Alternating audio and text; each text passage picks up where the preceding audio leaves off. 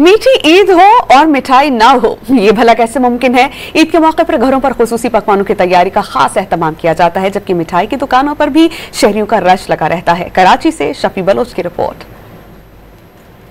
मिठाई को ईद की खास सौगात समझा जाता है, इसीलिए ईद के मौके पर कराची की छोटी बड़ी मिठाई की दुकानों पर लोगों का रश लगा रहता है, ताकि शहरी मिठाई के साथ अपनी ईद की शुरुआत कर सके। शहरियों का कहना है कि कदीम रवायत को जिंदा रखते हुए मिठाई के साथ ईद का आगाज किया जाता है। ईद के दिन इसी तरीके से यहाँ पर रश होता है, हर साल इसी तरीके से लोग जमे गफीर आता है, अपने रिश्तेदारों के लिए, रिलेटिव के लिए मिठाई वगैरह लेके जाते हैं और माशाल्लाह से ये रश अभी पूरा दिन यहाँ पे ख़त्म नहीं होगा। ईद की नमाज के बाद एक खुशी की भी होती है बात, तो इस वजह से यहाँ पर जो है ना वो चाहता हूँ कि मिठाई जो है ना से ईद की शुरुआत की जाए। शहरियों का कहना था कि मिठाई के अलावा घरों पर खास पकवान की तैयारियों का भी एहतमाम किया जाता है। छोटे और बड़े इन लजीज पकवानों से खूब महसूस होते हैं। कैमरामैन अली अहमद जान के साथ शफी बलोच, डॉन न्यूज़, कराची।